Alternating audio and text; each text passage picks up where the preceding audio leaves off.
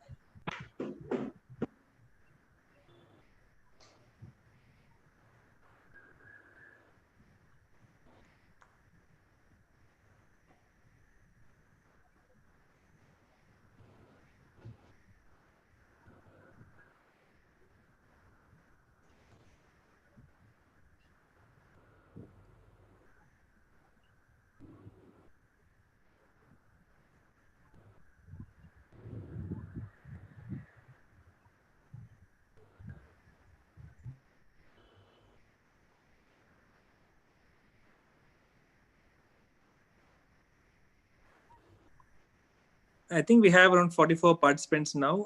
Should we begin? Is it okay, Shriram?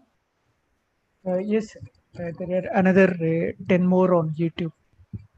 10 more YouTube, is it? Okay. Yes. Welcome back and good afternoon again. Today we are going to have a distinguished faculty from NIMHANS who's going to continue the webinar series on telearogya on OSCE and related training. Today we have Dr. Rashmi A, who's assistant professor of psychiatry at NIMHANS. She is very passionate about her subject and she likes to work on people who have diagnosis of schizophrenia. Her areas of interest is also psychosocial intervention, and she strongly believes in yoga as an add-on therapy. She's also assisted the faculty of NIMHANS in setting up OSCEs, the unmanned OSCEs this time. For the first time, NIMHANS implemented the OSCE format, and she has a hands-on experience of setting up unmanned OSCEs, and rightly so, she's been here for our program today. And she's done a lot of work related to training postgraduates and also setting up the stations. So today we're going to have Dr. Rashmi take over the session for the next 1 hour, talking about a few case scenarios, how the questions could be formed, how the relevant answers could be, arrived at by a student, and how the marking could be done in terms of evaluation. Over to Dr. Rashmi, and welcome to today's webinar series. Thanks a lot, sir. Thanks for a nice introduction. As Dr. Mahesh has told that I am Dr. Rashmi, working as assistant professor at NIMHANS. So today I'll be, see, you would have had a lot of sessions. I think mine was the 4th session. So you people would have got a hang of how the OSCEs goes. So, you would have known like how to answer and all those things. So we need not have to get worried or become anxious, hearing the word OSCE. OSCE is nothing but, you will be given, it can be of 2 types. It can be either manned or unmanned OSCE. So shall I start the screen share? Yes, please, Rashmi. Please go ahead.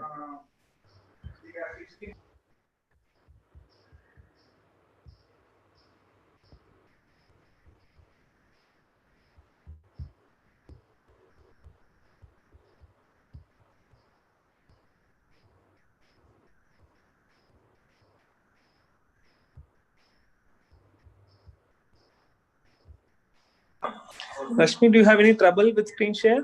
Yeah. That's why I'm searching. Where is my thing? I have to minimize the zoom, is it? No. You have to just click on the share screen button.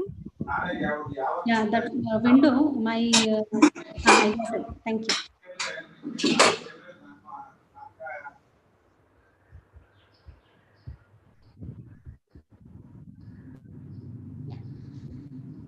So, guys, you need not have to, worry or, Ma'am, the presentation is not visible. Have you clicked on the Uh, PowerPoint and clicked share? Yeah. We are Yeah, able to I'm see a getting it screen with saying more. that you started sharing.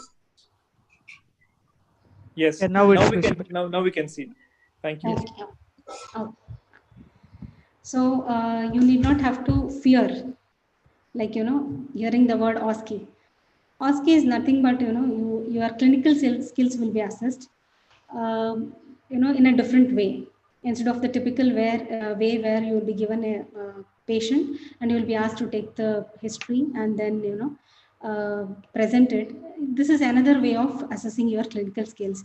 And especially in the situation, COVID situation, where we really have, dearth of patients, and there are a lot of problems in seeing the patients because of the safety and a lot of risk involved in those things. So they have considered of assessing you people through OSCEs. So OSCEs can be of two types. It can be manned OSCE or unmanned OSCE. So manned OSCE is a scenario where you will have a person, either an actor or a dummy or something like that, and you will be asked to perform a task, for example, to elicit a psychopathology, or to describe about the side effects about the medication when you're prescribing certain medications, right? So today I'll be more talking about the unmanned OSCE part of it. Okay, unmanned OSCE is nothing but you will be shown the slides, or you will be displayed with case vignette, and you will have subtypes of questions and you have to answer to those questions. And usually the questions will be very specific, and it's better for you to answer it also very specifically and to the point. You need not have to write stories. And sometimes what happens is the case vignettes will be very long, so it might take time for you to read and understand and then answer. So better your answers be very precise and to the point, so that you will have time for the questions that come later. Otherwise, if you keep wasting your time, writing more, your time will go in that, and ultimately you will land up in not answering the questions which comes in the end. Okay, so that is one instruction I would like to give at the beginning. Be precise and specific. Not need to get scared. It's almost like extended theory paper, if I wanted to put it to in a simple terms. So go through the case scenario, try to understand the scenario, and questions will be asked related to that case scenario, and you will be able to answer it very well. Okay, so with this, I would like to start off with my, first OSCE question.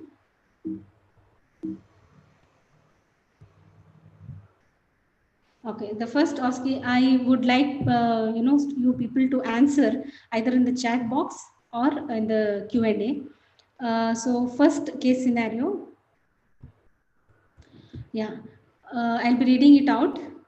A 40-year-old patient presents to the outpatient department with a history of smoking cigarettes in a dependent pattern for the past 20 years. The patient smokes an average of 30 cigarettes per day. He has recently been evaluated and has been advised abstinence in view of dyslipidemia and possible peripheral arterial disease. Okay, so if you read this case vignette, you can understand that it is what is the diagnosis you can think of. You can type it in the chat box. You're able to hear?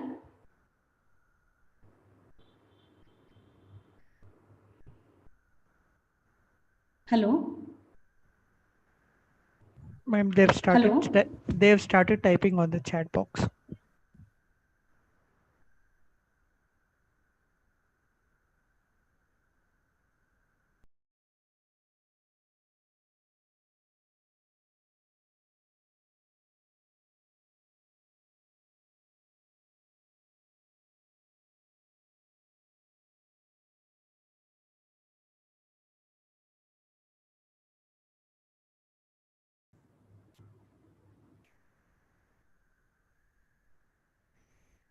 Hello? Ma'am, you can share the screen again. I think you got disconnected in between. Okay.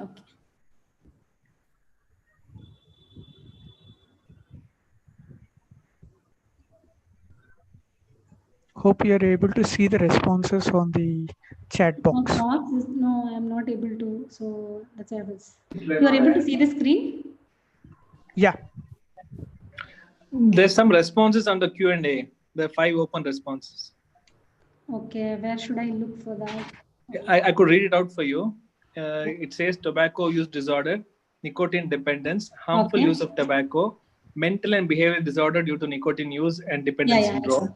Nicotine dependence, yeah. So nicotine dependence. My slide is visible. I'm just getting a little confused whether my slide is visible or not. Yeah, it's visible. You can make it full screen. Okay, yeah. So that's correct. So it is a nicotine dependence syndrome. And okay, so he is all nicotine dependence syndrome, and he smokes about 30 cigarettes per day, and he's already developed the complications because of that. That is in the form of dyslipidemia and peripheral arterial disease. So, and he has been advised to be abstinent. So this much you should keep in mind, and the further questions will be either related to his the motivation or management plan. So like that. So first we will go to the next slide based on these questions. So what are the commonly used pharmacological options in this case? What are the pharmacological options that you people can think of? Any drugs or any other modes of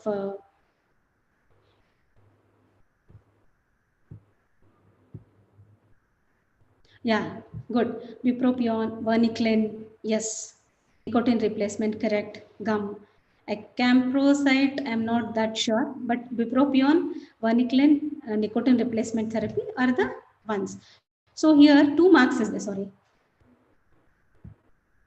2 marks are there. So it can be either you will be given 1 mark each for naming the if 2 answers if you give, so 1 mark for each, or it can be like half mark for one answer. So it all depends. Sometimes they will specify how much it is, or how many how much of marks for each answer they will specify. So based on that you can mark. So either 2 options you can mention or 4 options you can mention. Okay, so those are all correct. And so which has the best evidence for the 1 second? Which among this has the best evidence for abstinence? Evidence-based.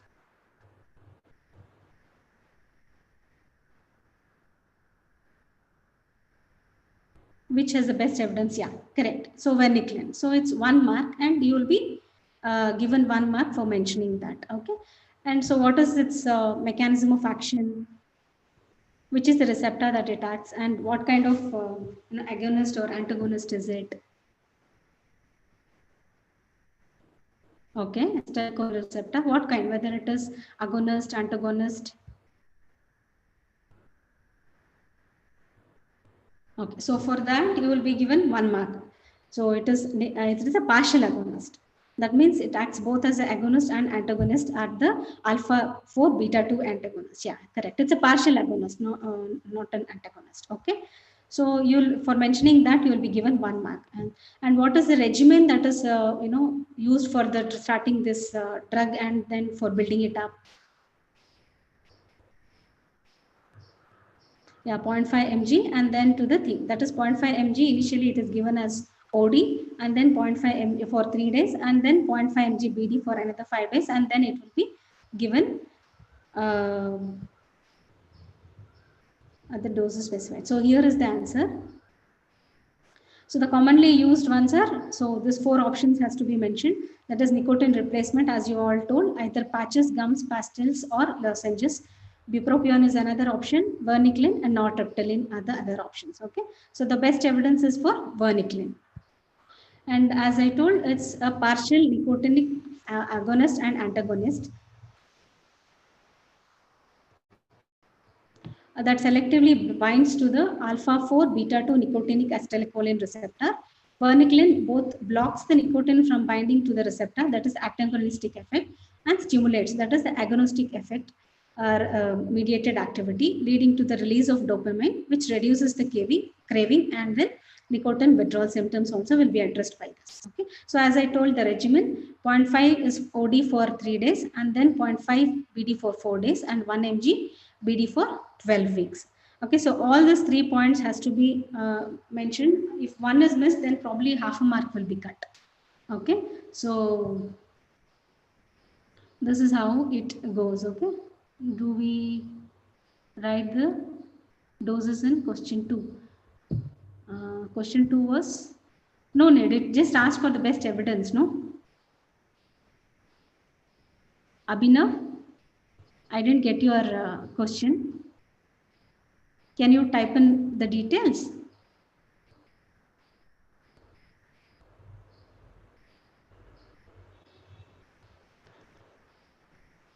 For a sub question of D, they've asked the regimen. There you have to mention about the doses.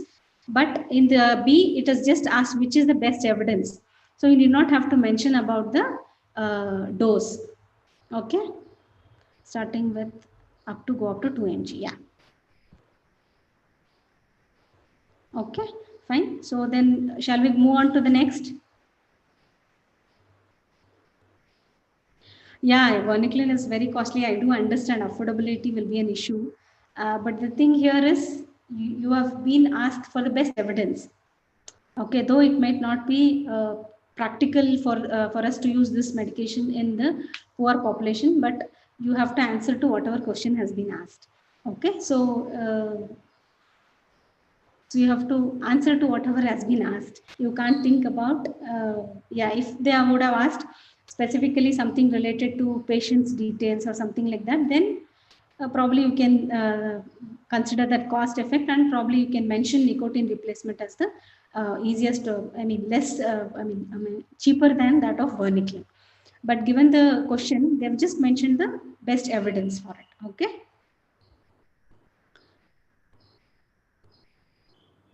Mental and behavioral disorder due to alcohol use dependence syndrome. I didn't understand why did Bhavika mentioned about alcohol use. Okay, fine. Shall we move on to the next OSCE? Okay. So here is the question. A 35-year-old male patient is brought to your clinic with a history of alcohol dependence for the past 10 years.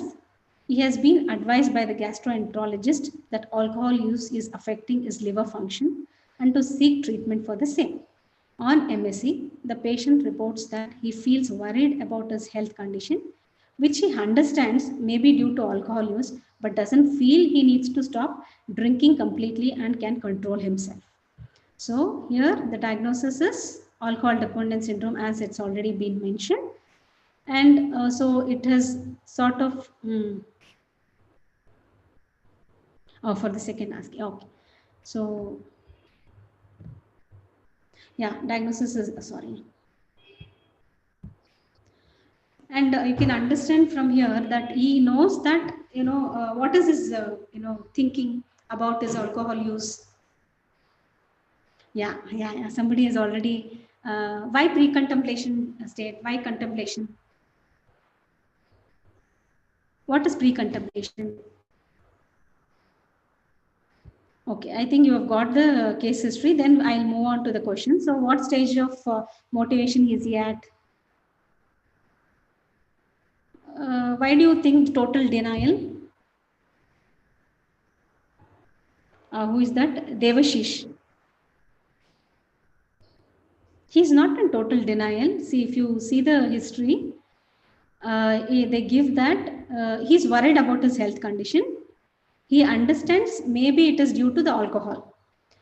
He doesn't want to stop the alcohol completely because he thinks that he can control himself. Means he doesn't totally tell that he doesn't want to stop the, he has that idea that alcohol somewhere is affecting. So there is a component of, probably ambivalence or doubt that alcohol might be, but he doesn't outrightly tell that I don't want to change myself. So it will be more of a contemplation rather than pre-contemplation. Pre-contemplation is a stage where he doesn't want to consider it at all. He doesn't think that alcohol is causing him any problem. That's why he feels that he doesn't have, there's no need, he feels that there is no need for him to stop. But here he has a concern about his health, and he knows that his health being affected, and he wants to control it. Not stop totally, but control. So here it is more of a contemplation rather than pre-contemplation. Okay. So he has been having, but denies to take treatment. So that is, he agrees that he has illness, but denies to take. That is more of a contemplation rather than pre-contemplation. Not ready to quit. That's what, there is an ambiguity. There is a doubt whether to, should I stop or should I not stop? So there is an ambiguity. So that's why he is in contemplation stage. Okay. So yeah. So for the next question, so he is in the stage of contemplation. Enumerate the steps that you would take for a patient at this current stage of motivation. So this is nothing but what is it talking about? What is it called as that motivation?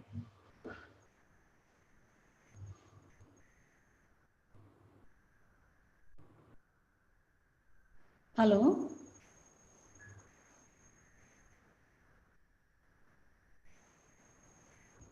So what further step would you like to do? How would you manage the patient? Hello? He realizes the problem.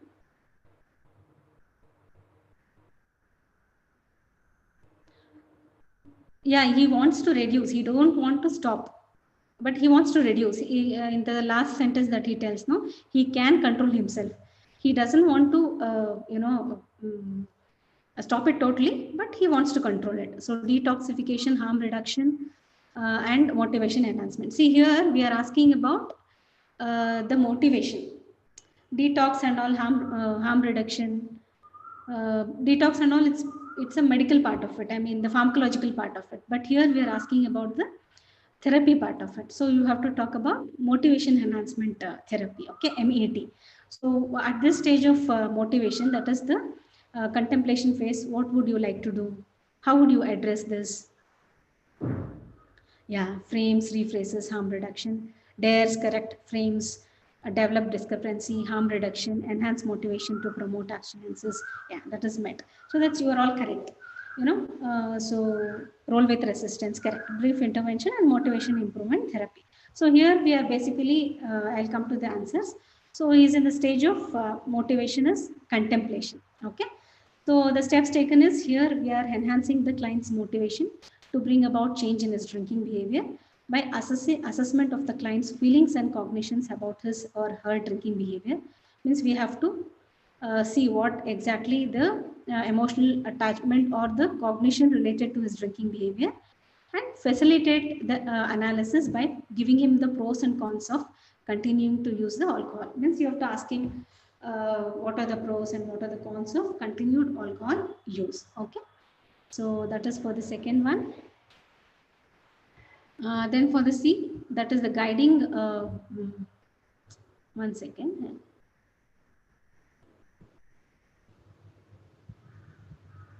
Yeah, guiding principles are, as you all told, develop discrepancies, avoid argumentation, roll with resistance, empathy, and support self-efficacy. So here the marks distribution is,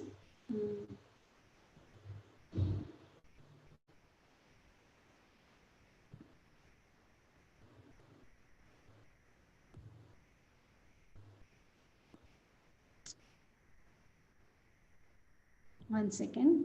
So I'm not able to see that marks distribution. I'll just So for mentioning the stage of motivation, it is 1 mark, and for enumerate 2 steps, no. So as you have told, the 1 mark each, and then for principles, it's 2 marks. So out of 4 points that have been mentioned, you will be given half of mark for each. If you mention 4, or if they give 1 mark each, means 2 should be enough. And if they give 0.5 for each answer, then it will be 4 answers that you have to mention. Okay, fine. So does not realize that there is a problem. Motivation enhancement, frames, detoxification. Okay, fine. So we're all right. So we'll move on to the next one. Okay, here is the third OSCE. That is, a 40-year-old person came to the physician with jaundice. He also has alcohol dependence for the last 15 years. The physician asked for liver function tests and ultrasound of the abdomen. He strictly advised him to stop alcohol. Patient's wife secretly told doctor that he would not stop alcohol, as the same was suggested by previous doctors also. On requesting to give some medication which can make him stop alcohol, doctor prescribed the same. Wife started giving him this medicine to the patient without his knowledge. Next day, after taking alcohol, patient developed vomiting, shortness of breath, palpitation, and fell down with postural syncope. So now the diagnosis is alcohol dependence, and he has developed the complication of liver function, derangement. So what do you think? Yeah, exactly. So he has been prescribed disulfiram. So what are the things that needs to be considered whenever somebody prescribes, disulfiram? What are the things that have to be kept in mind? That's correct. It's a disulfiram reaction. Consent, very good. Then, okay, LFT is deranged, so we are not supposed to give informed consent. That's good. Then anything else? LFT, yeah, motivation. That's very good. So you've almost, understood what will come next. So the question is all related to that only. Next, okay? Yeah, disulfiram card, and you have to explain what are the foods that has to be avoided when the patient is on this thing, disulfiram. Okay, so that's very good. So we'll look at the question. So mention 3 major mistakes done by the doctor when prescribing this medication. As you have all told, without consent it has been given, and we have not assessed the motivation of the patient, and we have just given, and we have not even told the person like what are the foods that have to be avoided. Okay, and as next question, till how many days of stopping this drug patient should not consume the alcohol? So what? Yeah, that's correct. 2 weeks or 4 days? Yes. Write one psychiatric adverse effect of this drug. Psychiatric adverse effect, yes. Psychosis, neuropathy, yes. Psychiatric, I mean, they're asking about. So read the question properly. Yes, correct. Psychosis. So all of you are correct. So everybody will get full marks for this. So 3 marks, that is for mentioning the 3 major mistakes, and then 1 marks for mentioning the duration, and 1 mark for mentioning the side effect of the thing. Okay, so let us see the answers. So that's what prescribing in a patient who is having a liver dysfunction, and prescribing without patient's consent, and prescribing without explaining the details of disulfiram ethanol reaction. And the duration that he has to be off medication before starting alcohol is 14 days. And one of the psychiatric side effects is psychosis. So very good. See, you people know so much. I mean, you've already been trained in this. So not to worry, you all will do good. Okay, shall we move on to the next one? Okay, so this is the OSCE number 4. So here, I'll read it out. A 15-year-old girl is brought to the emergency psychiatry services with complaints of attempting to commit suicide by trying to hang herself. She was rescued by one of the neighbors and informed family, who brought her to the hospital. Family found a suicide note left by the girl mentioning that she is committing suicide as she has failed to clear her class 10 exam. On evaluation, parents report that the 10th exam results was announced 3 weeks back. And since then, the girl was dull, not interacting with friends and family, not eating and sleeping adequately, and on 3-4 occasions talked about dying. So what do you think the diagnosis is? Severe depression with psychotic symptoms. Why psychotic symptoms? Yeah, severe depression, I agree. MDD, fine. Adjustment disorder. If you see the severity, it is more than the adjustment disorder. Okay, so it's more of severe depression. No. Suicide attempt can't be considered as psychosis. It's just a reaction. It's one of the features of your severe depression. It can't be called as psychosis. Yeah, if she was in catatonia, you could have thought of psychosis, but suicide attempt is not a psychotic symptom. Okay. DSH attempt indicates that it is the severity. Mostly it indicates a severity that she is in the severe depression. Yeah, severe. Why can you, Dr. Sumati, tell what is about intentionality and lethality? Yeah, type in. Yeah, suicidal note indicates that the intentionality means the intention of her to kill herself is quite high. Suicidal note. Yeah, and hanging. See, we have to, for us to know about other intentionality features would be like the method of hanging, the how far. I mean, was she, had she locked the door? Was she what time when nobody was there in the house? At that time she tried to harm herself. So all those things also has to be considered whenever you are thinking of intentionality. So what is lethality?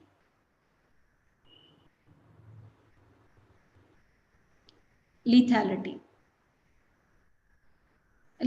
whether that how lethal is the act, and does the patient know, like by doing so, that it will ultimately end in the in her death. Okay, so since neighbor found and family was not aware, yeah, it was. See, lethality is more of to do with the how much it will lead to the.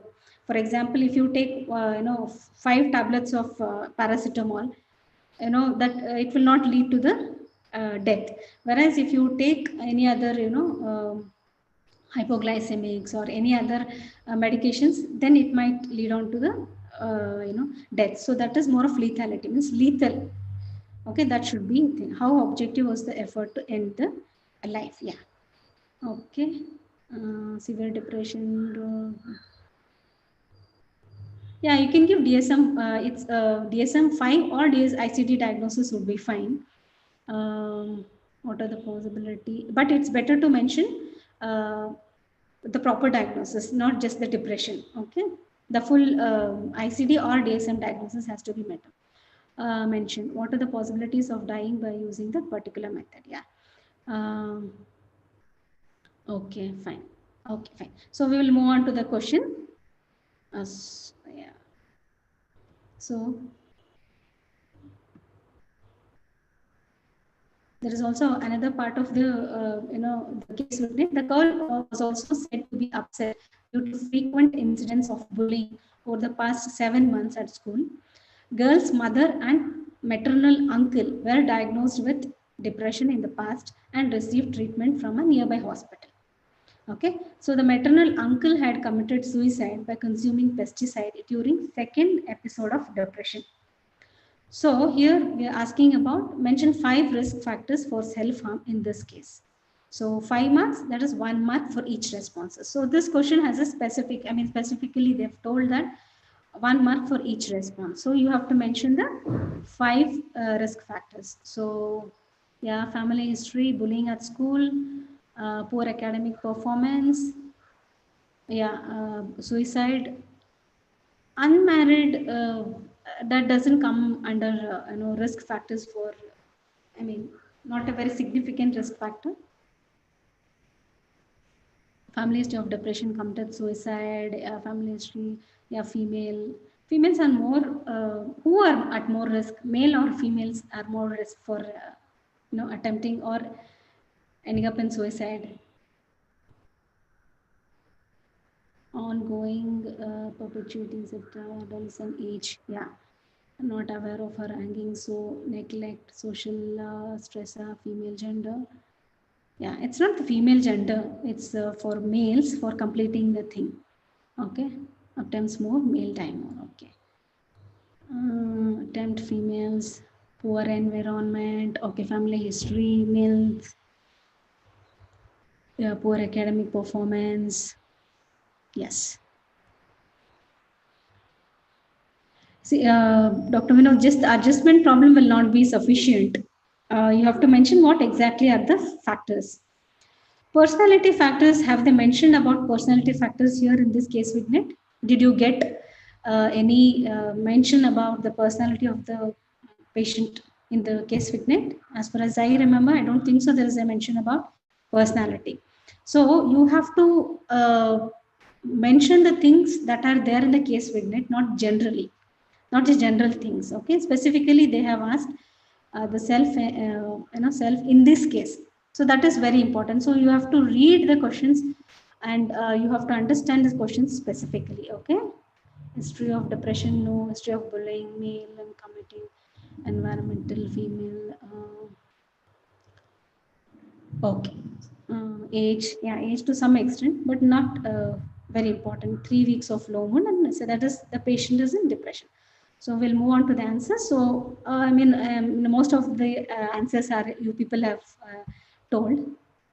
So just for the completion sake, so the recent life event, that is the failure in the exam. Stressor at school, that is bullying. The current episode of depression, family history of depression in first degree relative, that is mother and also the uncle, and the completed suicide in maternal uncle. So these are the risk factors that have been mentioned in this case. Okay, so good. So all of you have done well in this. Okay, so shall we move on to the next? Persistent scholastic stress, yeah, bullying. Okay, persistent kidney. Okay, we'll move on to the next. So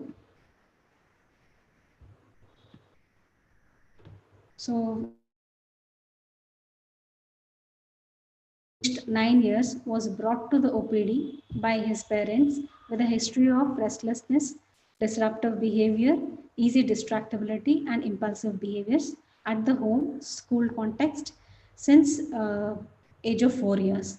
Okay, on examination, he had poor attention span and very hyperactive. A provisional diagnosis of hyperactive ADHD was made by the treating consultant. So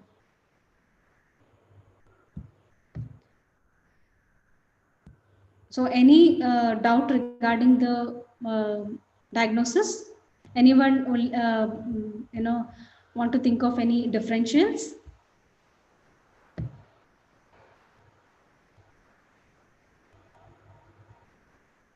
Okay, so we will move on to the thing. Then if you don't have any doubts, so then name the 3 medications that are most commonly used in India. I mean, I'm not able to see the questions properly once again. In India to manage the symptoms. So, yeah, clonidine.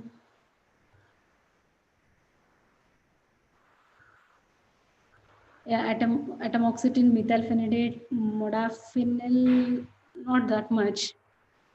MPH, atomoxetine, methylphenidate, aripiprazole, it should be a last option, last option.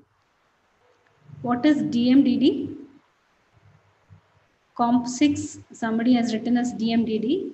If you are able to, why MR, Dr. Jwala?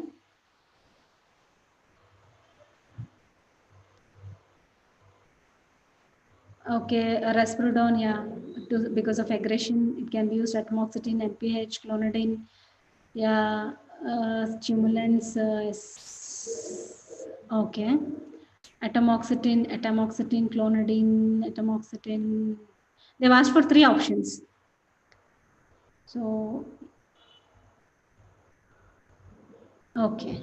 So the answer is fine. So everybody know the answer about the medication. Now we'll just move on to the next questions. That is, as per DSM-5, before what age these symptoms should be there in the child to diagnose it as ADHD? So somebody has mentioned 12, somebody has 7. So which is the correct one? You have to read the question properly. So before what age these symptoms should be there? Okay, so that is 12, not the 7. Okay, so 12 would be the answer. Name a rating scale that has both parent and teacher versions and is used commonly to rate the severity of the ADHD. So you have to read clearly that it tells rating scale that has both parent and teacher versions. So you should be very careful in that. Okay. So let us see. And okay. No need to mention dose because they have not asked for the dose of the medication. They have just asked name 3 medications. So no need to write. So that's what I'm telling you. Be specific. Don't keep writing extra things because you lose out time. No need to mention dose. Before 12 years, Vanderbilt scale, corners. Yes, yes, yes, yes. Okay, fine. So here, let me see in Q&A. Okay, fine. So we'll go to the answers. So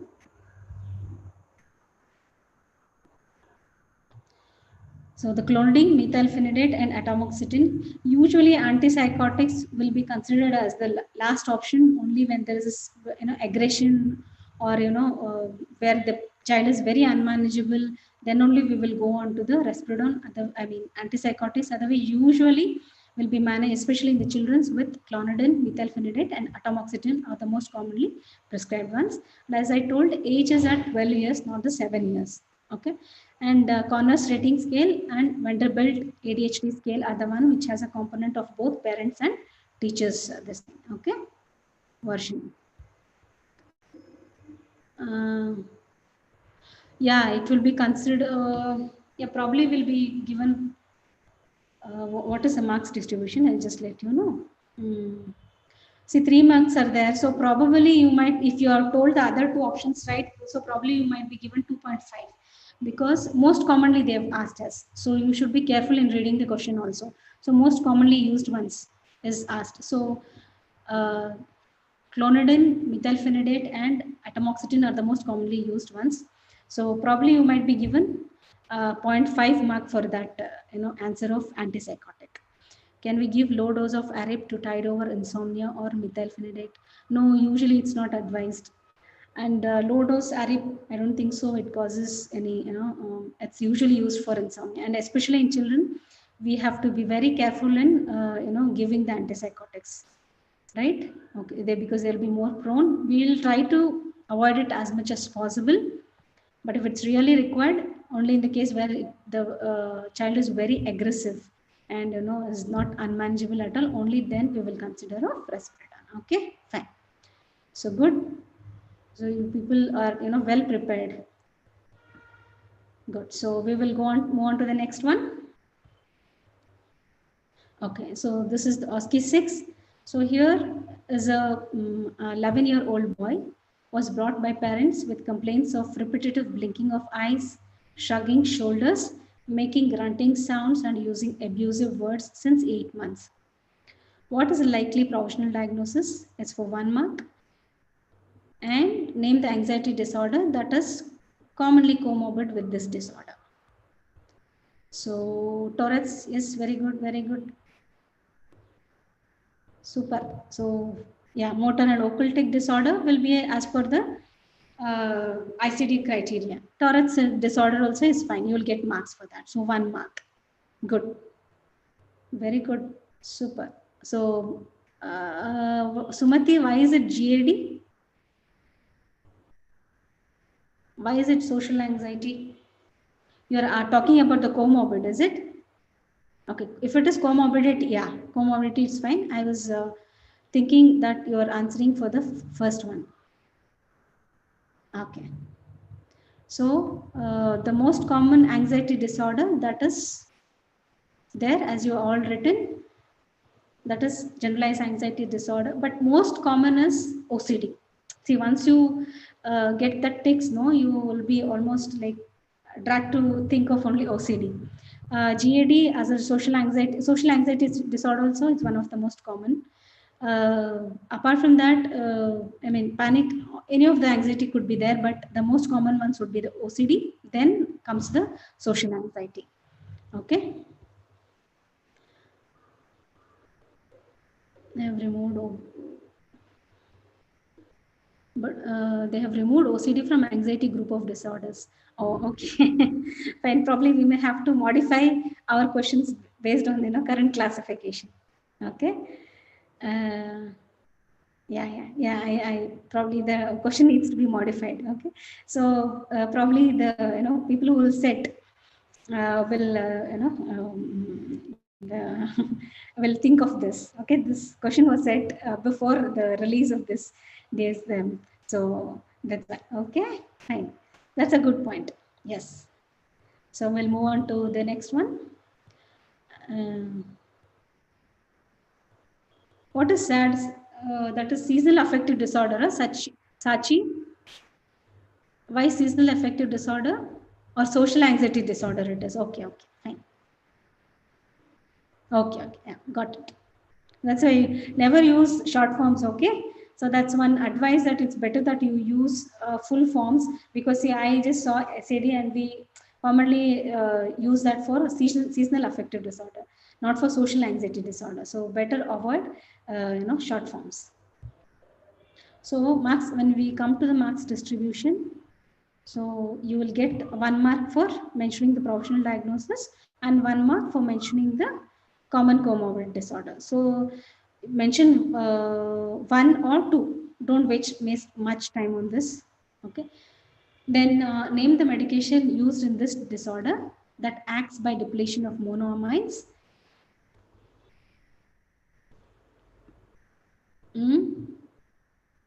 The one which acts by depletion.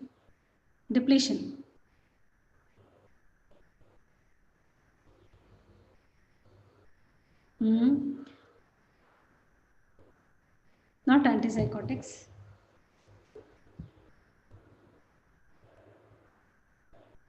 Not antipsychotics. Yeah, this. Okay. Then name a psychotherapy that is used in the treatment of the above disorder. And name a medication that can exacerbate these symptoms. Habit reversal. Tetrabenzene is the correct answer for that first one. VMTA. TCS, habit reversal is the correct one. Yeah, methylphenidate is the one which is going to worsen the situation. Yeah. MPH increases.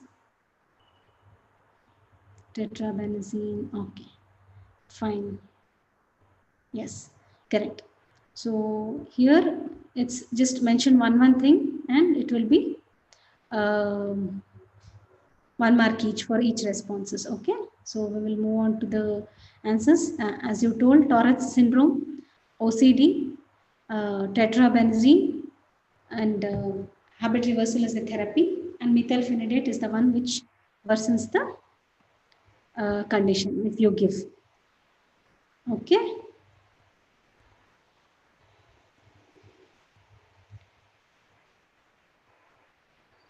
Good. So, most of you have, got the answers correct. So you all have got a hang of how to go about an OSCEs. I am done with my OSCEs. If you have any questions related to answering, or how the mass scoring or any other things related to OSCE, you can just ask me. I'll try to answer it.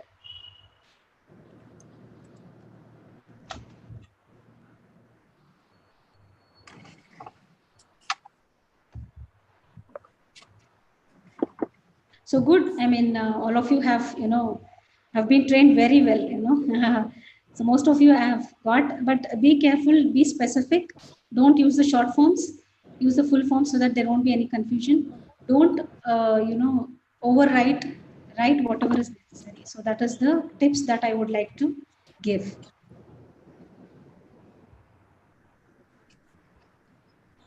Any questions on the topics that was discussed today, you can actually put it on the Q&A so that Dr. Rashmi could actually take it forward.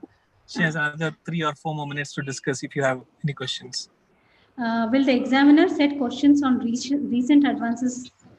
See, it all depends what are the topics that have been given for setting up. It can be one of the topics because, I think you have around 25 OSCE stations, I think. If sir is going to correct me, Mahesh sir, if I think 25 OSCE stations are there. Yes, so it's that correct. Also can be recent advances, can also be one of the topic that can be, asked. Can you suggest any online sites which helps to prepare for OSCE? See, there is no online sites. See, you have to be good in your clinical skills. That will help you, and your routine, whatever knowledge you use for your clinical purpose, that should do. And your minimum reading of theory would be fine. And for OSCEs, I don't know, this PLAB and all will have some questions. So I don't know if you have access for such things where they will have a case vignette and then or USMLE. So those kind of things, if you're able to get hold of those things, probably that will sort of help you. Okay, or else you can, if you have seen a previous patient's history, you can take and then make questions for yourself and answer. That also would be a good practice. If mechanism of action of drug are asked, what will they expected as answer? So it will be just as an antagonist or agonist, which receptor it acts, or what is the monoamines, or what are the chemicals that it increases. So it should be very brief, okay, when they ask about mechanism of action. Behavior therapy can be used in, behavior therapy can be used, but what kind of this thing? Habit reversal is one of the things that comes under behavior therapy. Behavior therapy is a broad term. So what is a specific thing that can be used with tics? That's what they want to know. Okay. Anything else? Ma'am, do we have to mention ICD code? No need to mention ICD code, because it will be difficult for you people to remember. If you know, it's fine, but it's not necessary that you have to mention the ICD code. Minimum of 1 month duration needed to diagnose depression, but because of the girls, no, what is the minimum duration required for diagnosis of depression? It's not 1 month, it's 2 weeks, right? But because of the girl's severity of symptoms, you can diagnose it as, no, it's 2 weeks, not 1 month. I think you have mistaken. Can you send us more OSCE questions for practice? I will try. Would communication skills be assessed as a part of MAND OSCE? Yes, very much. Basically, MAND OSCE is to assess your communication skills. So how well you will be able to communicate a particular thing, particular task. For example, you have to introduce yourself in a MAND station. You have to introduce to yourself. You have to ask permission from the patient whether he is comfortable in talking in a group, and you have to keep paraphrasing. So the communication will very much be assessed in the MAND OSCE stations. Okay, will there be any consideration in promoting a student if he falls below the passing marks due to COVID? That probably, that can't be. Whatever, you have been given time to study and you have been, working with a patient, so that can't be excuse. How psychological testing can be asked in OSCE format. So probably they can give a case vignette of mental retardation, and they will ask you what are the tests that can be used. For example, for ADHD, we have asked you what are the scales that can be used. So that can be one of the variant, like how the psychological testing, or what are the components in the psychological testing. So that those things can be asked. Okay, will EEG and neuroimaging be asked? I think EEG and neuroimaging usually will be considered in Viva. So they can also, sort of have a picture of EEG or one of the neuroimaging and ask the question based on that. That also can be done. It's not a problem. And ma'am, can we get the latest NIMHANS exam paper? No, we don't give it to our patients. It's our students itself. So it's not possible. Can they show an EEG in OSCE and ask what it shows? Yeah, definitely they can show.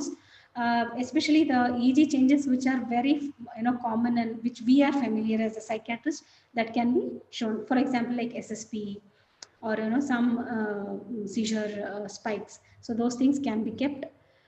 Then 2 weeks. The questions were really good, ma'am. Thank you very much. Okay, thank you. Where to study psychological therapies? Psychological therapies. One small book is there. I've forgotten the name. I'll just let you know once it comes. And it will be helpful if you share more questions like this. I'll see.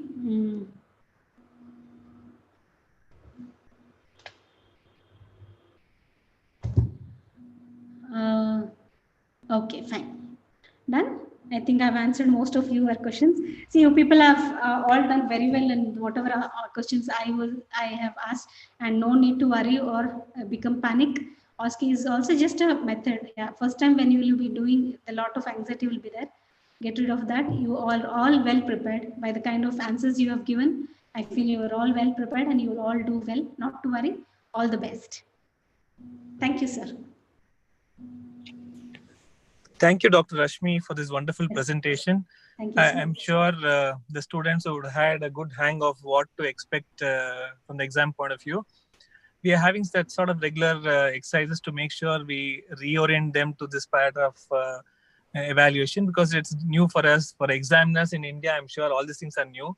A lot of people who have worked elsewhere would have been trained, but DMA examiners themselves also will not be sure of what to ask and actually what to expect from student also. I'm sure they're going to have some sort of standardization over a period of time, and some sort of question bank can be evolved over a period of time. Right now, we don't have anything. So the best way of learning would be to do this sort of exercises. And Yes, rightly so, I think we are going to have this sort of series till we exhaust all the resources that we have. I think Dr. Rashmi, if you could stop sharing your screen, Sriram had one of slide to present about the forthcoming programs. Okay. Okay, sir. And I'm actually very delighted with the sort of response and participation that we've had. If you look at the chat box, there must be more than 500 responses in chat box, more than 160 responses in the question answer section, and the number of people at one point of time was 100 plus in Zoom alone. So I think if you look at the people who need this sort of training program, I think it's really appreciated that you could all take out this sort of time and come here. I'm quite delighted with the number of people participating. So we are going to have some forthcoming programs. Tomorrow, we've actually scheduled a mock exam. So we've identified some volunteers who can actually do a sort of role play. So Dr. Shamsundar and Dr. Lavanya is going to take us across to some sort of mock exam for the manned OSCE is what we have planned tomorrow. Because of some clash of program, the timings changed for 4:30 tomorrow, just to make sure the Indians program that happens at 3 to 4 is not disturbed. So we give a half an hour break after that, and 4:30 we could resume this. And 20th we have a program, 22nd we have a program, 26th we're still planning. I've asked one of the examiners to set actually 25 OSCE stations and see how it goes, and look at the time and endurance of a student to see how it happens in an actual exam scenario. So we're coming up with more like that. And please stay tuned. Monday, Wednesday, Friday is what your plan. Saturday, the sort of mock exam is what we're intending to do. Thank you all for wonderful participation. Thank you, Dr. Rashmi, for taking this time off and being with us and helping the students out. And Sriram, you have been wonderful with the technical support, and everything was flawless today. Thank you so much, everybody. Stay tuned. We meet tomorrow at 4:30. Thank you so much.